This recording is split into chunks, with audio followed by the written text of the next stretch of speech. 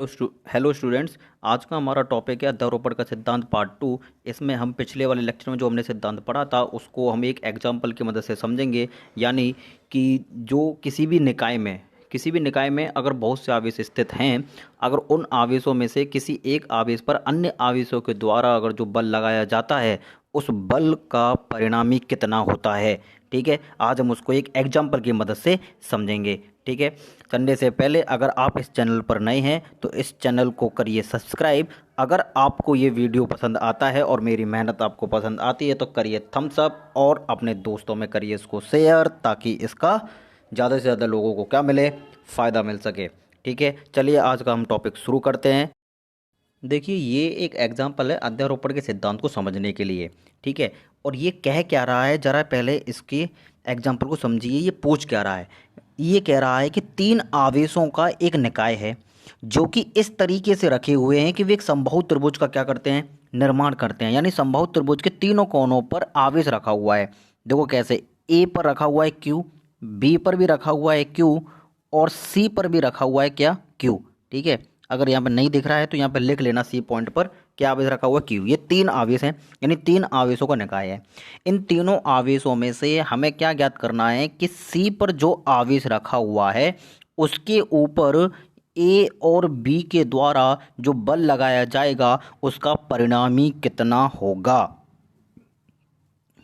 ठीक है, हमें बिंदु सी पर क्या ज्ञात करना है, विद्युत बल ज्ञात करना है। ठीक है, ये विद्युत नहीं है, बिंदु सी है। ठीक है, चलिए आइए देखते हैं कैसे। देखो क्या होगा कि जब ये सी पॉइंट पर रखा हुआ है तो ये जो ए पर आवेश रखा हुआ है, ये तीनों जो आवेश है ना वो सेम है, प्रकृति सेम है, यानी तीनों पॉजिटिव है।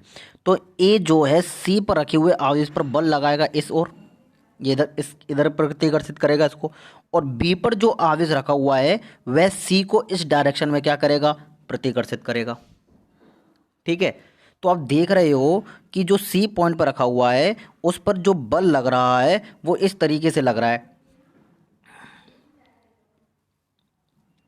जरा एक मिनट, देखो ऐसे। ठीक है, जरा देखते हैं कैसे। तो देखो, जो ए पर जो रखा हुआ है आवेश वो सी पर कितना बल लगा रहा है, एफ ए, और बी वाला कितना लगा रहा है, एफ बी। ठीक है, तो एफ एम कैसे निकालेंगे, हमें ए और सी को काउंट करना है, तो ए और सी के बीच में कूलम का नियम लगाएंगे। ठीक है, तो देखो कैसे, तो एफ ए हम कैसे निकाल सकते हैं, हम एफ ए निकालेंगे बिंदु सी पर बिंदु ए पर स्थित आवेश के कारण विद्युत बल कितना निकलेगा, 1/4 pi epsilon not Q1 Q2 upon R1 square. ये होता है हमारा, पहले आवेश के लिए निकाल रहे हैं। ठीक है, तो 1/4 pi epsilon not Q1 Q2 upon R square होता है। तो देखो Q1 हम किसको मान लें, ए को, Q2 हम किसको मान लें, जो सी पर रखा है। तो देखो 1/4 पाई एप्सिलॉन नॉट की वैल्यू कितनी होती है, 9 × 10⁻⁹।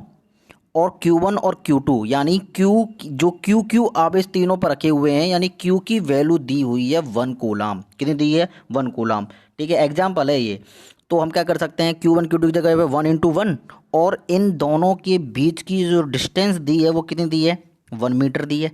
ठीक है, तो दो आवेश एक दूसरे से 1 मीटर के डिस्टेंस पर हैं, तो उनके मध्य जो आवेश वो विद्युत बल होगा वो कितना होगा, हम फॉर्मूला में सारी वैल्यू पुट करेंगे और आ जाएगा कितना, 9 × 10⁹ न्यूटन। ठीक है, उसी प्रकार से हमें क्या करना है कि बी पर जो आवेश रखा हुआ है और सी पर जो आवेश रखा हुआ है इनके मध्य बल लगेगा, जो कि किधर लगेगा, इस डायरेक्शन में। ये कितना निकालेगा, जो बी पर रखा हुआ है इसको मान लेंगे Q1, और सी पर जो रखा हुआ है इसको मान लेंगे हम Q2। तो सेम फॉर्मूला में इसमें लगाएंगे, तो एफ बी बराबर क्या हो जाएगा, 1/4 pi epsilon not Q1 Q2 upon R square. ठीक है, तो देखो ये रहा। ठीक है, तो एफ बी बराबर क्या हो जाएगा, 1/4 pi epsilon not Q1 Q2 upon R square. तो 9 × 10⁻⁹ तो इसकी वैल्यू होती है, Q1 की वैल्यू 1 है, Q2 की वैल्यू 1 है, तो 1 पुट कर दिया। R की वैल्यू भी क्या है, यानी B से C तक की डिस्टेंस कितनी है, वो भी 1 मीटर है, तो इसलिए हमने 1 पुट कर दिया। इसका भी हमारे पास में कितना आ गया, एफ बी बराबर आ गया 9 × 10⁹ 9। देखो इसमें ब्रैकेट में यहाँ पे और यहाँ पे डायरेक्शन भी दी है।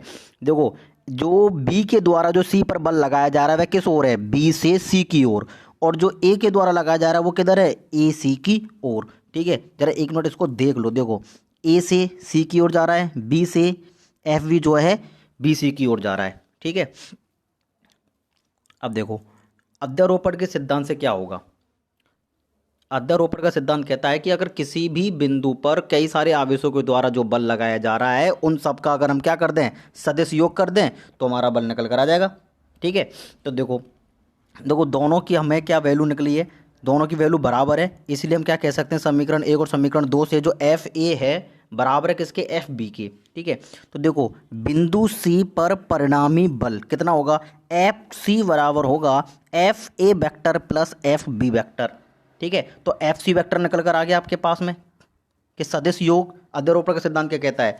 अध्यारोपण का सिद्धांत कहता है कि किसी भी निकाय में उपस्थित जितने भी आवेश होते हैं अगर वे किसी एक आवेश पर बल लगा रहे हैं तो जिस आवेश पर वो सभी बल लगा रहे हैं उस पर सभी के द्वारा लगाया गया जो बल है अगर उसका हम सदिश योग कर दें तो हमको पता चल जाएगा कि कितना बल उसके ऊपर लग रहा है। ठीक है, तो बल कितना लग रहा है, F A vector plus F V vector. यहां तक है अध्यारोपण का सिद्धांत। ठीक है, अच्छा ये निरूपण हो गया कि हाँ इतना बल लगेगा। अगर हमें इसका परिमाण निकालना हो तो परिमाण निकालने के लिए हम क्या यूज करते हैं, हम यूज करते हैं क्या, समांतर चतुर्भुज का नियम। यानी एफ सी निकल तो गया है हमारे को कि इतना लगेगा, ठीक है, बट इसका परिमाण हमको क्या करना है, ज्ञात करना है। ठीक है, तो परिमाण जब हमें ज्ञात करना है तो हमें क्या लगाना पड़ेगा, समांतर चतुर्भुज का नियम लगाना पड़ेगा। और जो कि क्या कहता है कि जब दो आवेश दो बल या दो सदिश एक दूसरे से किसी कोण पर स्थित हों तो हम क्या लगाते हैं, समांतर चतुर्भुज के नियम से उनका योग करते हैं। तो देखो ये जो एफ ए है लग रहा है इधर और एफ बी लग रहा है किधर, इधर। ठीक है, तो देखो समान ये जो निकाय है वो कैसा है, समबाहु है। ठीक है, तो समबाहु होने की वजह से क्या होगा कि ये वाला एंगल 60 का, ये एंगल 60 का और सी पर जो एंगल है वो भी क्या है 60 का। तो ये एंगल भी कितने का हो जाएगा, 60 का हो जाएगा। क्यों, क्योंकि शीर्षाभिमुख कोण हैं ये दोनों। ठीक है, तो यानी एफ ए और एफ बी के बीच में कितने डिग्री का कोण है, 60 डिग्री का कोण है। ठीक है, एक काम हमारा आसान हुआ, हमें ये पता चल गया कि इन दोनों के बीच में कोण कितना है, यानी सी पॉइंट पर एफ ए जो लग रहा है और एफ बी जो लग रहा है उन दोनों के बीच का जो कोण है वो कितना है, 60 डिग्री है। ठीक है, चलिए तो हम फॉर्मूले में वैल्यू क्या कर देंगे, पुट कर देंगे इसका परिमाण निकालने के लिए। ठीक है, अध्यारोपण के सिद्धांत से हमने योग तो कर दिया पर योग का हम क्या निकाल रहे हैं, परिमाण निकाल रहे हैं और परिमाण समांतर चतुर्भुज के नियम से निकालेंगे। ठीक है, तो क्या होता है कि हमने पढ़ा था लास्ट ईयर में कि आर बराबर क्या होता है, under root P square plus Q square plus 2 P Q cos theta. तो पी और क्यू की जगह पे हम क्या लिख देंगे, एफ ए और एफ बी। ठीक है, तो फॉर्मूला पुट कर दिया, एफ ए और एफ वी की हमें क्या करनी है, यहाँ पे वैल्यू पुट कर देनी है। तो देखो पहले सॉल्व आउट कर लेते हैं, वैल्यू बाद में पुट करेंगे।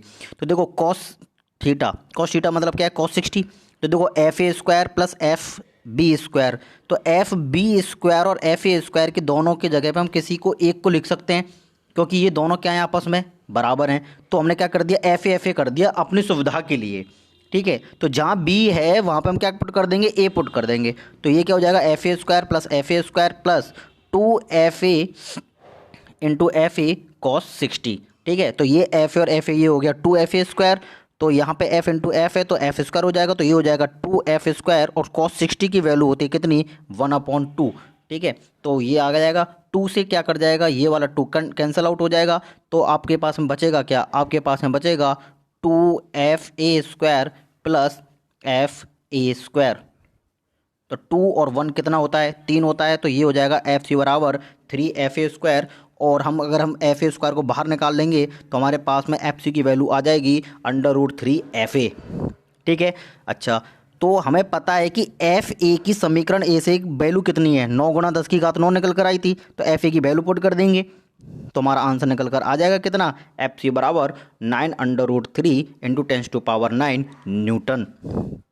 ठीक है, ये है हमारा एक एग्जाम्पल। इस तरीके से हमको क्या करना है, न्यूमेरिकल्स को करना है, या एग्जाम्पल जो भी हमको प्रॉब्लम दिया जाएगा, जितने भी आवेशों का निकाय दिया जाएगा सभी के द्वारा हमको क्या करना है, जो परिणामी बल है वो हमें ज्ञात करना है। तो अध्यारोपण के सिद्धांत से सदिश योग किया जाता है, ये अध्यारोपण का सिद्धांत कहता है।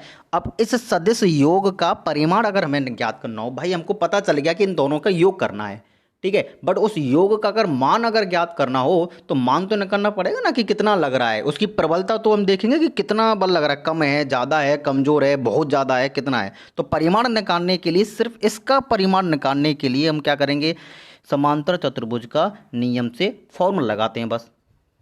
ठीक है, ये मैं बताना चाह रहा हूँ तुमको आज के लेक्चर में। ठीक है, तो अध्यारोपण का सिद्धांत यहाँ पे ख़त्म हो गया है। अध्यारोपण के सिद्धांत को बहुत अच्छी तरीके से लिख लीजिए एक बार। और अगर आपने पिछला वीडियो नहीं देखा है तो पहले जाके पिछला वाला वीडियो देखिए, तब जाके आपको ये समझ में आएगा। यानी पहले पार्ट 1 देखिए अध्यारोपण का, लिंक मैं डिस्क्रिप्शन में डाल दूंगा, और तब जाके आप क्या करिए, इस वाले पार्ट को देखिए, अन्यथा की स्थिति में आपको समझ में नहीं आएगा। ओके, चलिए, that's it from my side.